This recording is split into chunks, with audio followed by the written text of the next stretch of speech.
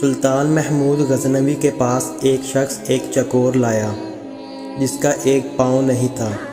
جب سلطان نے اس سے چکور کی قیمت پوچھی تو اس شخص نے اس کی قیمت بہت مہنگی بتائی۔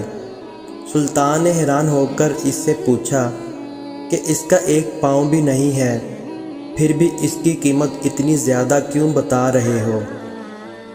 تو وہ شخص بولا کہ جب میں چکوروں کا شکار کرنے جاتا ہوں تو یہ چکور بھی شکار پر ساتھ لے جاتا ہوں۔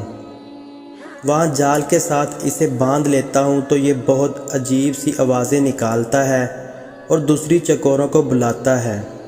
اس کی آوازیں سن کر بہت سے چکور آ جاتے ہیں اور میں انہیں پکڑ لیتا ہوں۔ سلطان محمود غزنوی نے اس چکور کی قیمت اس شخص کو دے کر چکور کو ذبح کر دیا۔ اس شخص نے پوچھا کہ اتنی قیمت دینے کے باوجود اس کو کیوں ذبح کیا؟